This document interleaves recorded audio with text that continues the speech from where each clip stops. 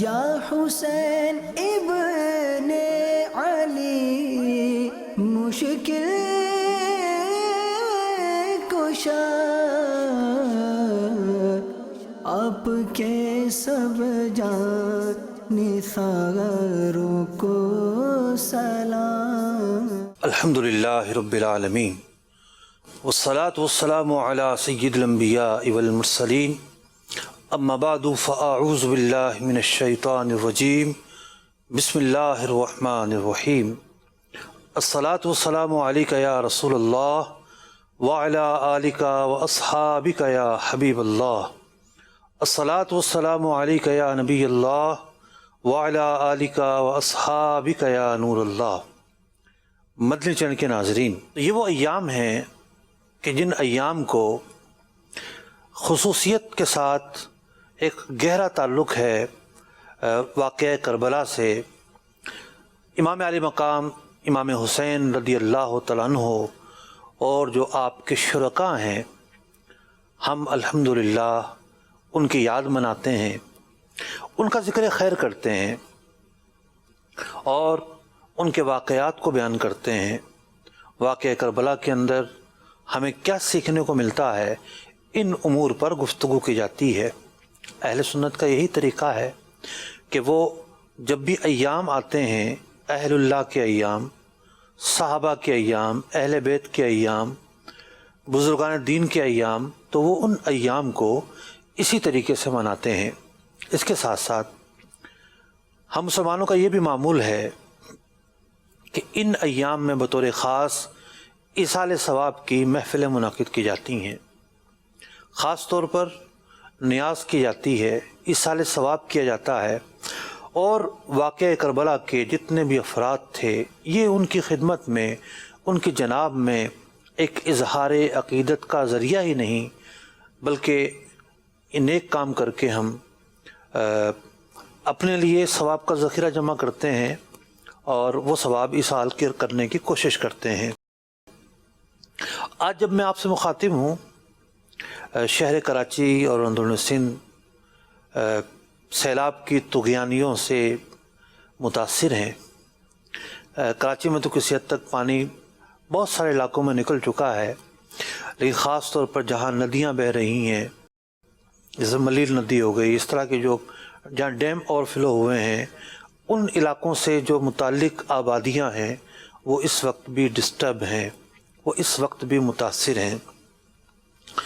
تو وہ کھچڑے کی نیازیں جو گلی محلے میں کی جاتی ہیں، اور معاذ اللہ بعض لوگ تو اس کو ایک ڈسکو انداز میں کرتے ہیں کہ جناب ڈیگ بھی لگائیں گے اور جناب پتہ نہیں کیا کچھ انداز بھی بعض اوقات ہوتے ہیں، تو خیر وہ تو ویسے ہی غلط انداز ہیں جو غلط ہیں۔ تو جو ہم نیازیں خاص طور پر اپنے گلی محلوں میں کرتے ہیں، تھوڑا سا آگے بڑھیے اور ان علاقوں میں جائیے کہ جہاں لوگ متاثر ہیں۔ چولہا کیسے جلے گا جب گھر میں پانی کھڑا ہوا ہے؟ تو اس گھر میں چولہا کیسے جل سکتا ہے؟ تو ان غریب بستیوں کی طرف جا کر اس مرتبہ جو نیاز ہے وہ ان کی طرف تقسیم کریں۔ اللہ تعالیٰ عمل کی توفیق عطا فرمائے۔ اسی طریقے سے اندرون سندھ کے اندر بھی بعض بستیاں، بعض پورے کے پورے گاؤں جو ہیں وہ زیر آب آ چکے ہیں۔ دادو کا ڈیم ٹوٹنے کی وجہ سے وہاں بھی کئی گاؤں جو ہیں، درجنوں گاؤں جو ہیں پورے کے پورے زیر آب ہیں۔ اس کے علاوہ بھی مختلف اطلاعات موصول ہو رہی ہیں۔ تو محرم الحرام میں جو ہم ایک مالی صدقہ کرتے ہیں، ایک مالی جو ہے وہ صدقہ کرتے ہوئے نذر و نیاز کا اہتمام کرتے ہیں، تو بہت اچھا موقع ہے کہ فقراء جو ہیں اس سے فائدہ اٹھائیں گے، اس میں زیادہ ثواب بھی ہے۔ آج ہم واقعہ کربلا پر بات کریں گے۔ محترم ناظرین اکرام، واقعہ کربلا پر بات کرنے سے پہلے ہمیں ایک جغرافیائی نقشہ اپنے ذہن میں تازہ کرنا پڑے گا۔ حجاز مقدس، مکہ مکرمہ، مدینہ منورہ، جو آج کل سعودی عرب میں واقع ہیں، یہ ایک مقام ہو گیا۔ دوسرا مقام ہے کوفہ، جو آج کل عراق میں واقع ہے۔ تیسری جگہ ہے دمشق، شام جہاں پر اس وقت یزید کا جو ہے وہ تخت ہوا کرتا تھا، دمشق کیپٹل تھا یزید کی حکومت کا، تو یہ 3 جو مقامات ہیں یہ مرکزی مقامات ہیں اس پورے واقعے کے گرد جو گھومتے ہیں۔ اب بات یہ ہے کہ حضرت عثمان غنی رضی اللہ تعالیٰ عنہ کے دور تک مدینہ منورہ اسلامی سلطنت کا کیپٹل رہا۔ اس کے بعد حضرت سیدنا علی المرتضیٰ کرم اللہ وجہہ الکریم نے کیپٹل تبدیل کیا اور کوفہ کو ایک مرکزی دارالحکومت قرار دیا۔ اس کی بہت ساری وجوہات تھیں۔ ایک وجہ بلوائی بھی تھے۔ حضرت سیدنا عثمان غنی رضی اللہ تعالیٰ عنہ کے دور میں جو ایک بلوہ واقع ہوا اور آپ کی شہادت ہوئی اور پھر خوارج کا ظہور ہوا، تو ایک دفاعی پوزیشن کے اعتبار سے کوفہ جو ہے وہ دارالخلافہ بنایا گیا، اور اس کے علاوہ بھی مقاصد ہو سکتے ہیں، یعنی جب اسلامی سرحدیں پھیل رہی تھیں ان میں وسعتیں آ چکی تھیں تو ممکن ہے سینٹرل جگہ دیکھی گئی ہو۔ کوفہ جو ہے حضرت علی المرتضیٰ رضی اللہ تعالیٰ عنہ کے دور میں دارالخلافہ رہا۔ کوفہ کا جڑواں شہر ہے آج کل تو نجف۔ حضرت سیدنا علی المرتضیٰ رضی اللہ تعالیٰ عنہ کا مزار شریف نجف میں ہے، بالکل ملے ہوئے، جس طرح ہمارے ہاں پنڈی اور اسلام آباد ملے ہوئے ہیں، یا جس طریقے سے آپ یوں سمجھیے کہ کراچی اور سراب گوٹ ملا ہوا ہے، بیچ میں کوئی خالی جگہ بھی نہیں ہے، تو کراچی کا حصہ سمجھا جاتا ہے، لیکن بہرحال آج بھی نجف کو الگ شہر قرار دیا جاتا ہے۔ بڑا تاریخی شہر ہے، دنیا کا ایک بہت بڑا قبرستان جو ہے، کہا جاتا ہے کہ دنیا کا سب سے بڑا قبرستان ہے، وہ نجف میں واقع ہے۔ بعض انبیاء علیہ السلام کے بھی مزارات ہیں۔ کوفہ ایک بہرحال مرکز تھا، لیکن جب حضرت سیدنا امیر معاویہ رضی اللہ تعالیٰ عنہ امیر بنتے ہیں تو انہوں نے اپنا جو دارالخلافہ ہے وہ کوفہ کو نہیں بنایا، بلکہ انہوں نے شام کو بنایا، شام کے شہر دمشق کو بنایا۔ اور آپ کے انتقال کے بعد یزید جب تخت پر آیا تو یزید نے بھی اسی شہر کو دارالخلافہ بنا کر رکھا۔ اب یزید چونکہ ایک فاسق و فاجر آدمی تھا، اور یزید یہ چاہتا تھا کہ سارے کے سارے لوگ میری بیعت کر لیں، مجھ سے راضی ہو جائیں، مجھے اپنا حکمران تسلیم کر لیں، لیکن وہ پیارا گھرانہ جو نبی اکرم علیہ السلام کی نشانی ہے، جنہیں ہم اہل بیت کے نام سے یاد کرتے ہیں، جو آل رسول ہیں، وہ گھرانہ آنکھ بند کر کے یزید کی بیعت کس طرح کر سکتا تھا؟ چنانچہ یزید تک یہ اطلاع تو پہنچ چکی تھی کہ مدینہ منورہ میں جو آل رسول ہیں، اور مدینہ منورہ ہی مرکز تھا ان کا، یہ تمہاری بیعت کرنے کے لیے ہرگز تیار نہیں ہے۔ اور امام حسین رضی اللہ تعالیٰ عنہ، آپ کا خاندان، آپ کے بھائی، آپ کے چچا زاد بھائی، آپ کے اور خاندان والے، یہ تمام کے تمام ان چیزوں کو محسوس کر رہے تھے کہ ہمارے بیعت نہ کرنے کی وجہ سے جو اہل تخت ہیں وہ کس قدر پریشان ہیں، اور نہ صرف یہ کہ وہ پریشان ہیں بلکہ وہ ہمارے متعلق کوئی بھی فیصلہ کر سکتے ہیں۔ تو اب ایک متبادل کی بھی تلاش تھی، اور اس بات کا بھی خوف تھا کہ اگر وہ چڑھائی کر کر آتے ہیں، مدینہ منورہ پر چڑھائی کرتے ہیں یا مکہ مکرمہ پر چڑھائی کرتے ہیں، تو ان دو شہروں کی جو عظمتیں ہیں وہ کہیں پامال نہ ہو جائیں۔ تو امام حسین رضی اللہ تعالیٰ عنہ ایک متبادل سوچ بھی رکھتے تھے۔ آپ کے ذہن میں ضرور یہ بات رہی ہوگی کہ مدینہ منورہ کی پامالی ہرگز نہیں ہونی چاہیے۔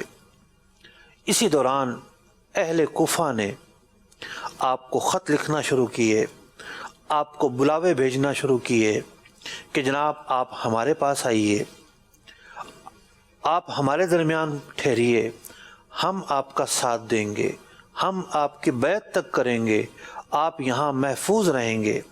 آپ یہاں اطمینان سے رہیں گے، آپ کو یہاں کسی قسم کا ڈر اور خوف نہیں ہوگا۔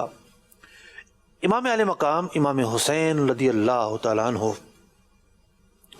جو نبی اکرم علیہ السلام کے نواسے ہیں اور حضرت علی المرتضیٰ کرم اللہ وجہہ الکریم کے فرزند ہیں، آپ وہ ہیں کہ جو جنت کے سرداروں میں سے ایک سردار ہیں، یعنی آپ اور آپ کے جو بھائی ہیں امام حسن، دونوں کو جو ہے پیارے آقا علیہ السلام نے جنت کے نوجوانوں کا سردار قرار دیا ہے۔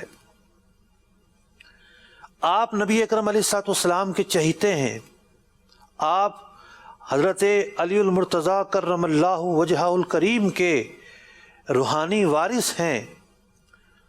آپ نے اپنی فراست سے کام لیتے ہوئے خود جانے کے بجائے اپنے چچا زاد بھائی حضرت امام مسلم بن عقیل رضی اللہ تعالیٰ عنہ کو بھیجنے کا فیصلہ کیا۔ امام مسلم بن عقیل رضی اللہ تعالیٰ عنہ کوفہ پہنچتے ہیں، اور یہ کچھ چھوٹا سفر نہیں ہے، بڑا طویل سفر ہے، یعنی مدینہ منورہ سے کوفہ جاتے ہیں۔ آپ کے ساتھ آپ کے 2 چھوٹے بچے جن کی عمریں چھوٹی ہیں ابھی، ایک کا نام محمد ہے، ایک کا نام ابراہیم ہے، یہ دونوں بچے بھی ساتھ ہیں۔ آپ کوفہ پہنچتے ہیں اور اموی حکومت کی طرف سے حضرت نعمان بن بشیر رضی اللہ تعالیٰ عنہ، جو کہ صحابی رسول ہیں، وہ اس وقت گورنر تھے۔ وہ آپ کے آنے پر کسی قسم کا کوئی ایسی بات نہیں کرتے جس کو رکاوٹ قرار دیا جائے۔ لوگ آپ کا استقبال کرتے ہیں، آپ کی آؤ بھگت کرتے ہیں۔ کوفہ کے جو رئیس لوگ تھے، جو قبائلی سردار تھے، جتنے بھی تمام کے تمام آپ کو اپنی حمایت کا یقین دلاتے ہیں۔ اور حضرت نعمان بن بشیر نے بھی کسی قسم کی کوئی مداخلت نہیں کی، کسی قسم کا کوئی اعتراض نہیں کیا، کوئی رکاوٹ پیدا نہیں کی۔ اب ضرور اس وقت کوفہ ایک صوبہ تھا زیادہ سے زیادہ، اور کوفہ کا ایک گورنر تھا اس وقت، لیکن جو مرکزی حکومت ہوتی ہے وہ اپنے تمام علاقوں پر نظر رکھتی ہے، اس کے جاسوس تمام علاقوں میں موجود ہوتے ہیں۔ یزید کے دربار تک یہ بات پہنچی کہ جناب کوفہ کے حالات ٹھیک نہیں ہیں، یہاں امام حسین رضی اللہ تعالیٰ عنہ کے بھیجے ہوئے ایک قاصد کا انتہائی اعلیٰ طریقے سے استقبال کیا گیا ہے اور ان کی آؤ بھگت کی جا رہی ہے، اور ان قریب امام حسین رضی اللہ تعالیٰ عنہ اور آپ کے شرکاء یہاں پہنچیں گے۔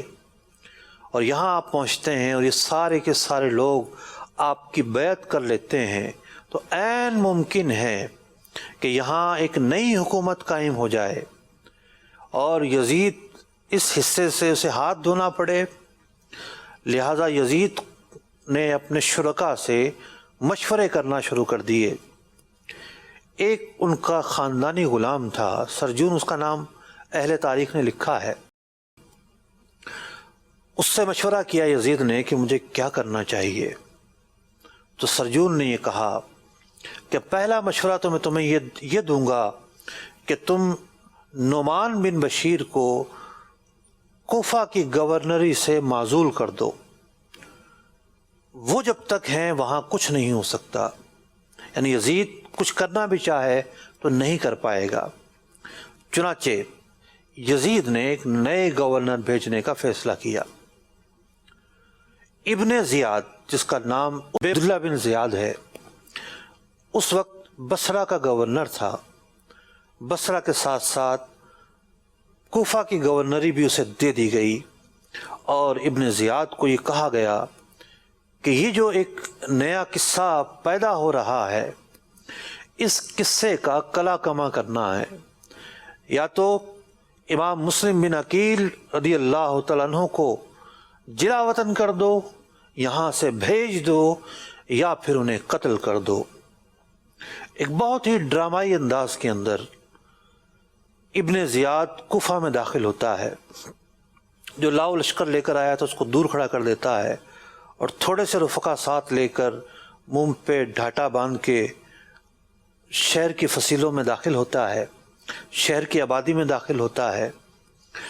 اور چونکہ لوگوں کو امام حسین رضی اللہ تعالیٰ عنہ کا انتظار تھا، تو لوگ السلام علیکہ یا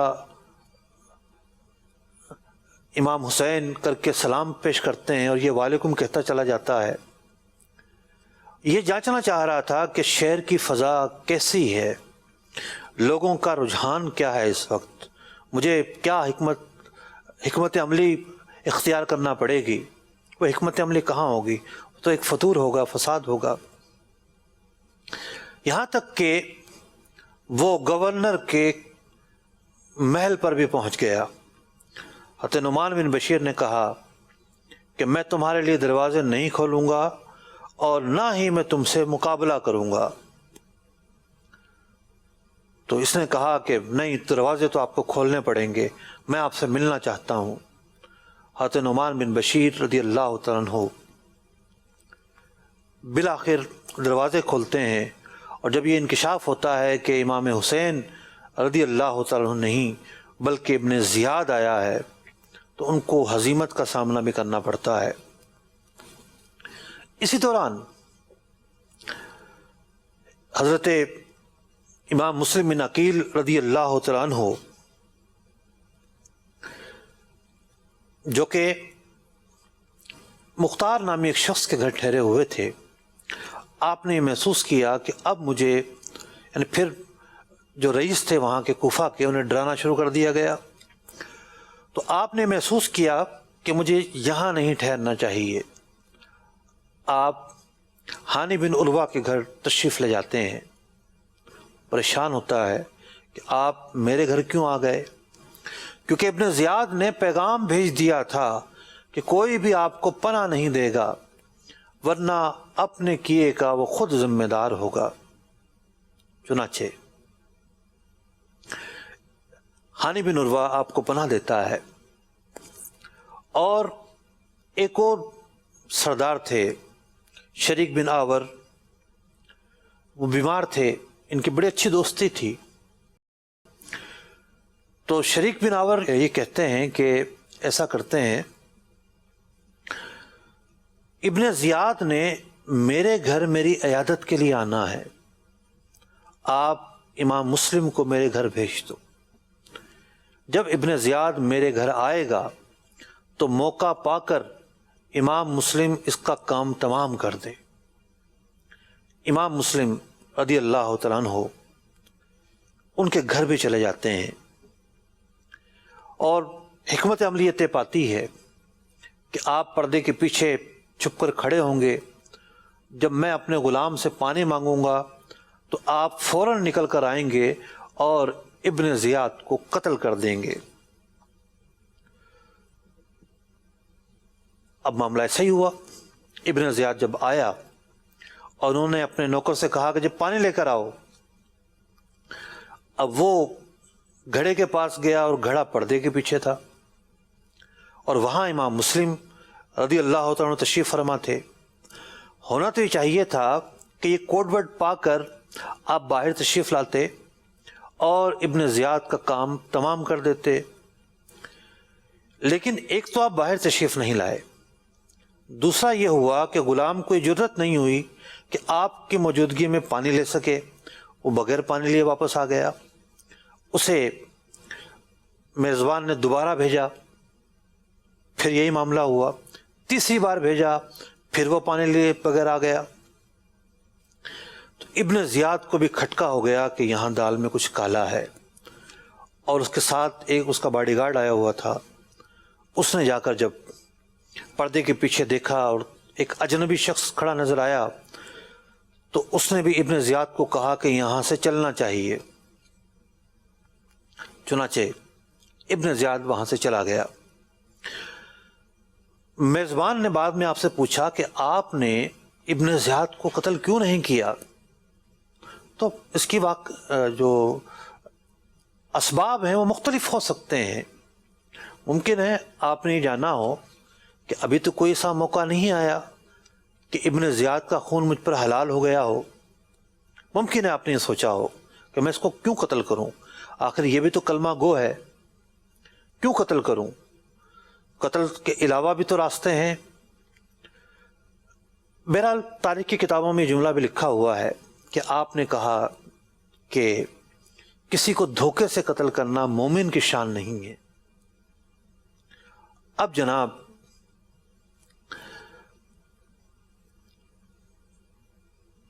ابن زیاد بہت چکنا ہو گیا، کسی طریقے سے امام مسلم رضی اللہ تعالیٰ عنہ سے جان چھڑانی ہے.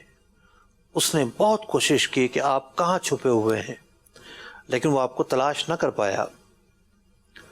بالآخر اس نے اپنے غلام کو 3000 درہم دے کر بھیجا کہ جاؤ اور اپنا روپ ڈھارو اس انداز کا کہ آپ مسافر ہو اور آپ یہاں سے گزر رہے تھے اور آپ نے یہاں پر دیکھا کہ جناب امام حسین رضی اللہ تعالیٰ عنہ کہ کوئی قاصد آئے ہوئے ہیں، کوئی ان کی طرف سے نمائندہ آیا ہوا ہے، اور آپ محب اہل بیت بن کے ان سے ملنے کی خواہش کرو اور یہ تاثر دو کہ جناب میرے پاس یہ درہم ہے، میں آپ کی خدمت کرنا چاہتا ہوں اور ان سے مجھے ملاقات کروا دی جائے.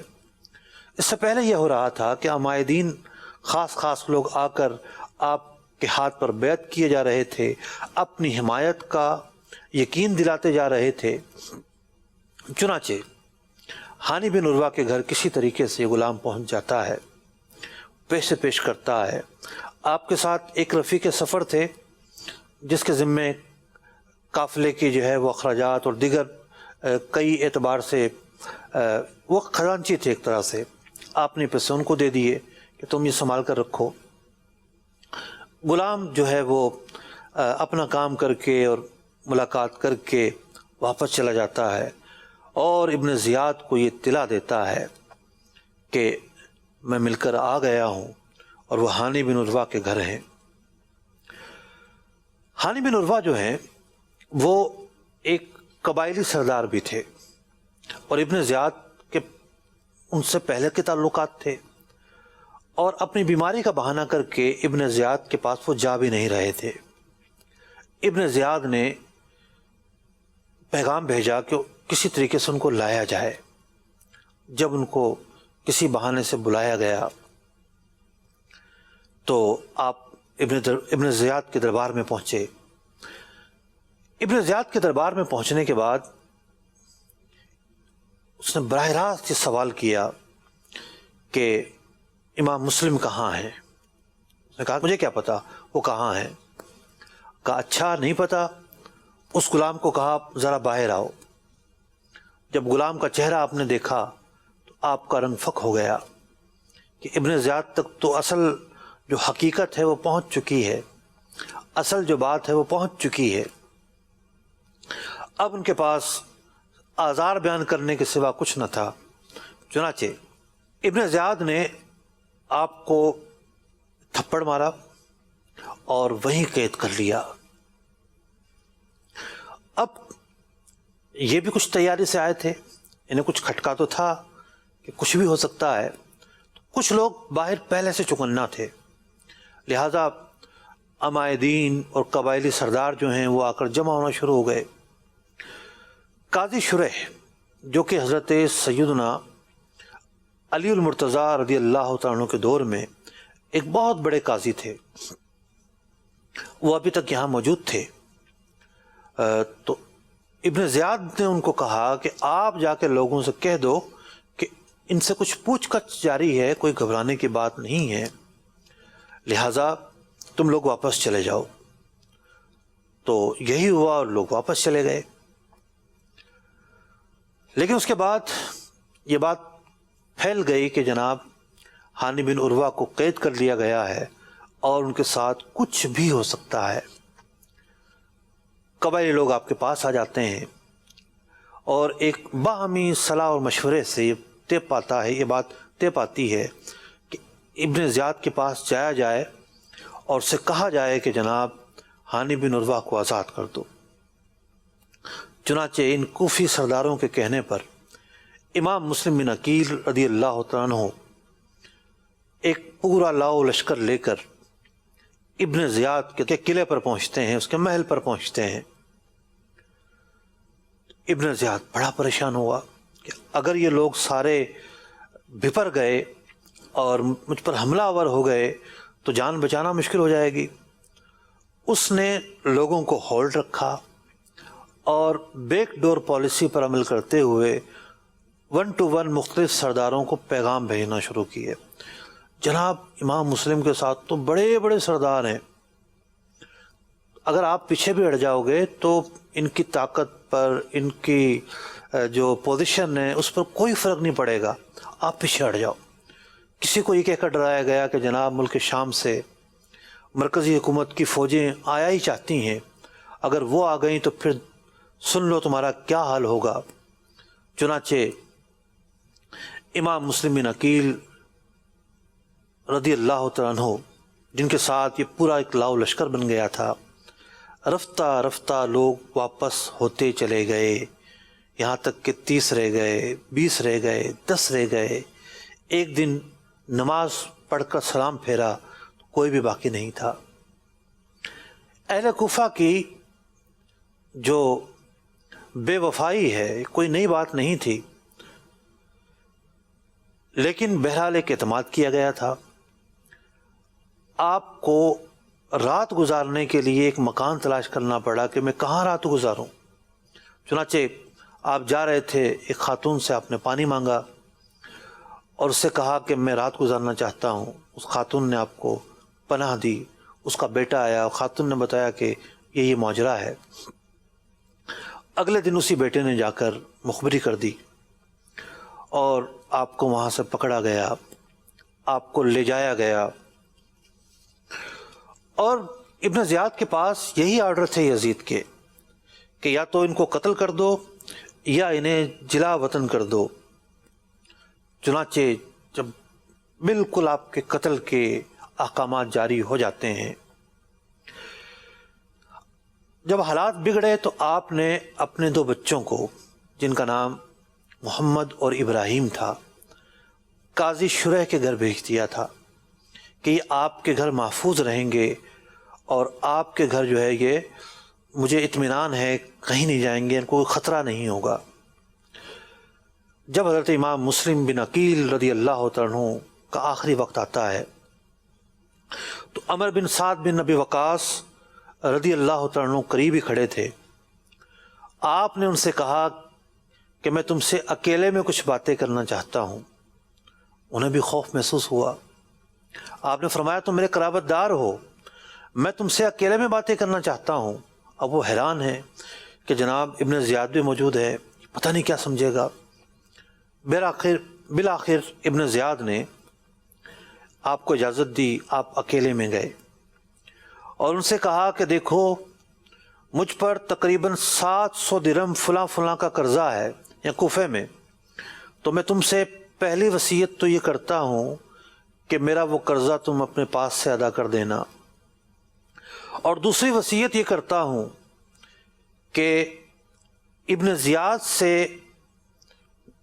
میری باڈی وصول کر کے مجھے خود تجہیز و تکفین کے جو فرائض ہیں وہ آپ نے انجام دینے ہیں، اور تیسری وصیت میں یہ کرتا ہوں کہ میں یہاں آ کر اطمینان حاصل کرنے کے بعد امام عالی مقام امام حسین رضی اللہ تعالیٰ عنہ کو یہ لکھ چکا ہوں کہ یہاں کے جو حالات ہیں وہ انتہائی سازگار ہیں، یہاں کے جو حالات ہیں وہ اطمینان بخش ہیں، آپ تشریف لے آئیے، یہاں آپ کا والہانہ استقبال کیا جائے گا۔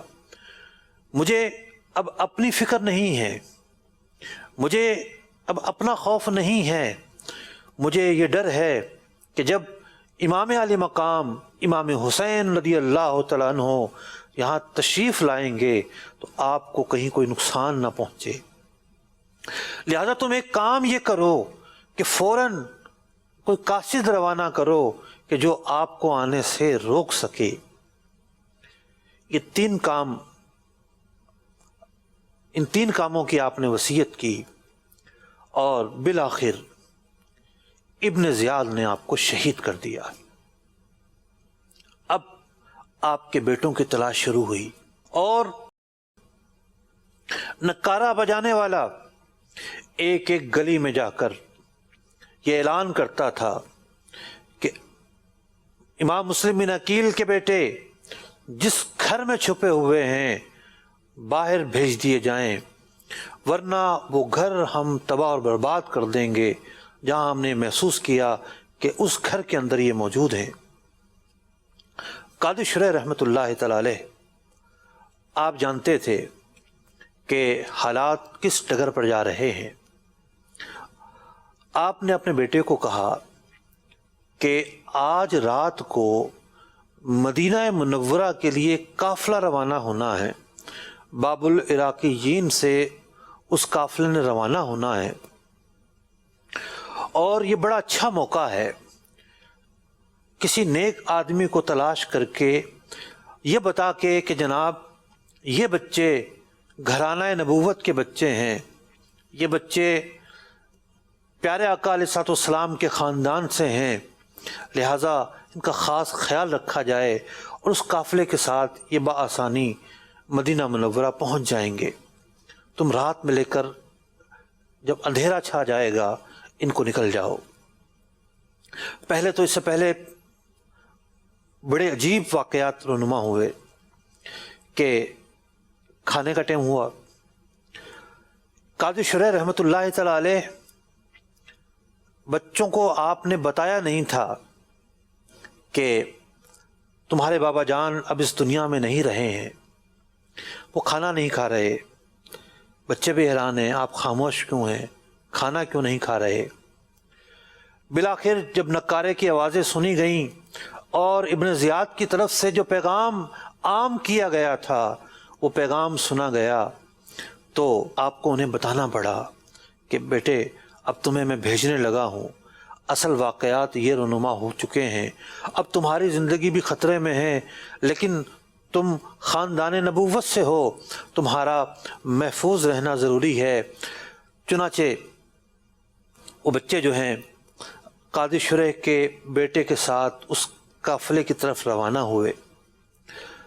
ابھی وہاں اس مقام پر پہنچے تھے تو انہوں نے دیکھا کہ دھول اڑ رہی ہے، جو اس بات کی علامت تھی کہ قافلہ ابھی یہاں سے نکلا ہے۔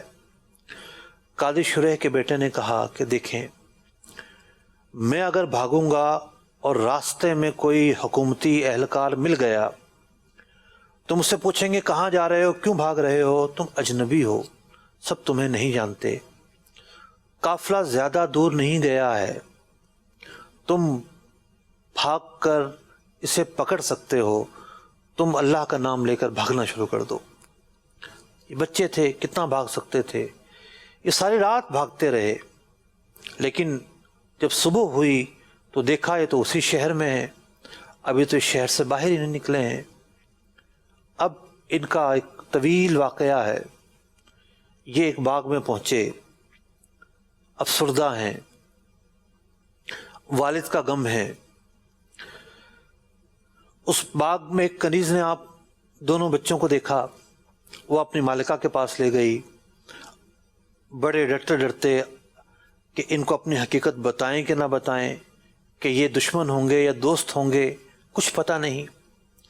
بالآخر آپ اپنی داستان بیان کرتے ہیں اور یہ بتاتے ہیں کہ ہمارے ساتھ کیا ماجرا ہوا ہے۔ اس خاتون کو پتا تھا کہ میرا جو شوہر ہے وہ ابن زیاد کے مقربین میں سے ہے اور بڑا ہی لالچی قسم کا آدمی ہے، اور ابن زیاد نے تو انعام مقرر کر دیا ہے۔ بالآخر وہ انہیں چھوڑ بھی نہیں سکتی تھی اور اپنے گھر میں پناہ دیتے ہوئے بھی ڈر رہی تھی کہ میرا شوہر آئے گا تو کیا ہوگا۔ رات کو انہوں نے ایک کمرے میں ان کو جگہ دی، شوہر تھکا ہارا آیا اور رات کو بہت دیر سے آیا، تو بیوی نے پوچھا کہ کہاں رہ گئے تھے؟ کہا کہ وہ 2 بچوں کے پیچھے انعام مقرر ہوا ہے، آج سارا دن میں ان بچوں کو ڈھونڈتا رہا ہوں، یہاں تک کہ میرا گھوڑا بھی ہلاک ہو گیا اور مجھے پیدل آنا پڑا، اس کی وجہ سے مجھے تاخیر ہو گئی۔ اب اس خاتون کے دل کے اندر جذبات کا کیا طوفان ہوگا، اندازہ لگایا جا سکتا ہے۔ اس کے بعد مختلف واقعات ہیں، اب چونکہ تاریخی واقعات ہیں اور بعض کتابوں کے اندر تاریخی واقعات لکھے تو ہوتے ہیں، لیکن چونکہ اس سے کوئی دین کا مسئلہ اخذ نہیں کیا جانا کہ اس کی صحت پر کوئی اس درجے کی گفتگو ہو، نہ ہی کوئی ایسی بات ہے جو شریعت سے ٹکراتی ہو، تو جو تاریخی واقعات کی اپنی ایک حیثیت ہوتی ہے۔ تو اسی دوران ہوتا کیا ہے کہ ایک بچہ اٹھتا ہے، سوئے ہوئے تھے رات کو، اس عورت کے شوہر کا نام حارث تھا، اسے نہیں پتا تھا کہ گھر میں کون موجود ہے، آج یہ سوئے ہوئے ہیں۔ اب جناب ہوتا کیا ہے کہ ان کی آنکھ کھلتی ہے، دوسرے بھائی کو اٹھاتا ہے اور وہ کہتے ہیں کہ لگتا ہے کہ ہمیں بھی عنقریب دنیا سے جانا پڑے گا، میں نے رات بابا کو خواب میں دیکھا ہے، وہ نبی اکرم علیہ الصلوۃ والسلام کے دربار میں موجود ہیں اور حضور پوچھ رہے ہیں کہ تم اکیلے ہی آ گئے؟ تو بابا عرض کرتے ہیں کہ میرے بیٹے بھی آ رہے ہیں۔ بالآخر یہ دونوں بھائی ایک دوسرے سے مل کر رونے لگ جاتے ہیں اور آواز جب پیدا ہوتی ہے تو حارث جاگ جاتا ہے، اور جب یہ جاگ جاتا ہے تو پوچھتا ہے کیا ماجرا ہے، کون بچے ہیں؟ تو بالآخر عقدہ حل ہوتا ہے، اس کے سامنے انکشاف ہوتا ہے کہ جن کی تلاش میں مارا مارا پھرتا رہا وہ تو اس کے گھر میں موجود ہیں۔ وہ بدبخت شخص جو ہے اپنے غلام کو بھیجتا ہے کہ انہیں لے جا کر نہر فرات پر قتل کر دیا جائے۔ غلام لے تو گیا لیکن اس نے قتل نہیں کیا۔ یہ اپنے بیٹے کو بھیجتا ہے، اس نے بھی قتل نہیں کیا۔ بالآخر یہ خود جاتا ہے، بیوی بھی زخمی ہوتی ہے، اس نے روکنے کی بہت کوشش کی اور زندہ اس لیے نہیں لے کر گیا ابن زیاد کے دربار میں کہ اسے خطرہ تھا کہ بچے جب جائیں گے شہر میں شور کر دیا اور چاہنے والے جمع ہو گئے تو یہ کہیں بچا کر نہ لے جائیں۔ تو اس بدبخت نے یہ سوچا کہ ان کا سر ہی لے کر جاؤں گا، ابن زیاد کے دربار میں وہ سر لے کر جاتا ہے۔ یوں یہ بچے بھی جنت کی طرف پہنچتے ہیں۔ امام علی مقام امام حسین رضی اللہ تعالیٰ عنہ وہاں اپنے قافلے کی تیاری کر رہے ہیں اور 8 ذوالحجہ کو بعض روایتوں میں آتا ہے آپ مکہ مکرمہ میں تھے اور وہاں سے کوچ کرتے ہیں۔ ذہن میں ایک سوال بھی پیدا ہوتا ہے کہ 9 ذوالحجہ کا تو حج ہوتا ہے، 8 کو آپ نے کوچ کیوں کیا؟ اس کی ایک وجہ یہ بھی تھی کہ آپ نہیں چاہتے تھے کہ حرم کی سرزمین میں قتل و غارت ہو، یزید کی فوجیں حملہ آور ہوں یا چڑھائی کی جائے یا مسلمان جو ہے اس کی وجہ سے عتاب میں آئیں، اس لیے آپ یہاں سے کوچ کرتے ہیں۔ اور آپ کا یہ قافلہ کوچ کرتے کرتے کرتے 2 محرم الحرام کو کربلا کی سرزمین پر پہنچتا ہے۔ راستے میں آپ کو اطلاع ملی کہ کوفہ کے اندر یوں معاملات رونما ہوئے ہیں۔ آپ کا جو سفر تھا کوئی آپ کا یہ آپ کا اور آپ کے جو رفقا کا ارادہ تھا، جنگ کرنے کا ارادہ نہیں تھا۔ آپ تو ایک ایسی جگہ پر جا رہے تھے جہاں آپ اطمینان سے زندگی گزار سکیں۔ حضرت سیدنا ابن عباس رضی اللہ تعالیٰ عنہ، حضرت عبداللہ بن عمر اور دیگر جلیل القدر صحابہ اور تابعین نے آپ کو مشورہ دیا کہ آپ تشریف نہ لے جائیں، کوفہ والے ان کی بے وفائی بہت زیادہ مشہور ہے، آپ وہاں جائیں گے تو دشواری کا سامنا ہوگا، ان لوگوں کا کوئی بھروسہ نہیں ہے۔ اور یہاں سے جس لشکر کی باتیں ابن زیاد کر رہا تھا وہ لشکر بھی شام سے پہنچ جاتا ہے۔ حر بن یزید اس لشکر کی قیادت کر رہا ہے۔ اب کربلا کے مقام پر، کوفہ تو بہت دور ہے، آپ کے قافلے کو روک لیا جاتا ہے۔ اب وہ معرکہ ہونے جا رہا ہے کہ جو معرکہ تاریخ میں کبھی بھلایا نہیں جا سکتا، وہ معرکہ کہ جو حق کو باطل کی علامت کے طور پر جانا جاتا ہے، وہ معرکہ جس سے درس حسینیت سیکھنے کو ملتا ہے، جس سے عزم جو عظیمت ہے وہ سیکھنے کو ملتا ہے، جس سے اللہ کی راہ میں حق کی سربلندی کے لیے اپنے اور اپنے رفقا کی قربانی کرنے کا جو عمل ہے وہ سیکھنے کو ملتا ہے، وہ معرکہ کہ جس سے یہ سیکھنے کو ملتا ہے کہ باطل کے سامنے سر نہیں جھکایا جا سکتا، حق کی سربلندی کے لیے ہر طرح کی قربانیاں دی جا سکتی ہیں۔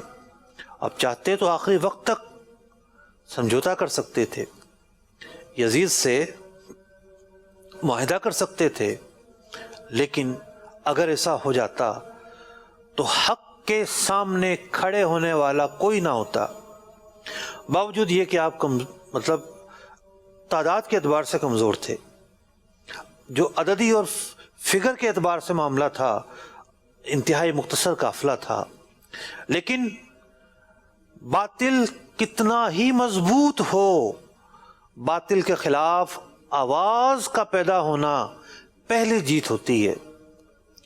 باطل کے مضبوط سے مضبوط جو محل ہوتے ہیں، صرف آواز سے ان محلوں میں دراریں پڑ جاتی ہیں۔ کوئی ہے جو ہماری مخالفت کرنے والا ہے، غلط کو غلط کہنے والا ہے، غلط کے خلاف آواز بلند کرنے والا ہے، یہ وہ بنیادی سبق ہے اس پورے واقعے سے ہمیں سیکھنے کو ملتا ہے۔ اس کے بعد کیا ہوا؟ اتوار کو اللہ نے چاہا تو مغرب کے بعد ہمارا پروگرام ہوتا ہے احکام تجارت، تو اتوار کو پروگرام ہم نہیں کریں گے، 10 محرم کا دن ہے اور مغرب کے بعد رات ہو جاتی ہے۔ تو اب آگے کیا ہوا، کس طریقے سے واقعات رونما ہوئے، مختصر انداز میں سننے کی کوشش کریں گے، اور مقصد یہ ہوگا کہ ذکر اہل بیت کیا جائے اور ان جذبات کو دیکھا جائے، ان انداز کو دیکھا جائے کہ آخری وقت تک اہل حق کا کیا انداز ہوا کرتا تھا، کیا معمول ہوا کرتا تھا، کیا طریقہ ہوا کرتا تھا۔ اللہ تبارک و تعالی اہل کربلا کے طفیل ہماری مغفرت فرمائے، ہم سے مصیبتیں آسان فرمائے، مصیبتیں دور فرمائے، اور ہم پر عافیت کا نزول فرمائے، اور ان کی جو عملی زندگی ہے، اس عملی زندگی کا جو سبق ہے، ہمیں اس سبق پر عمل کرنے کی توفیق عطا فرمائے۔ آمین بجاہ النبی الامین صلی اللہ تعالی علیہ وسلم۔ یا حسین ابن علی مشکل کشا، آپ کے سب جان نثاروں کو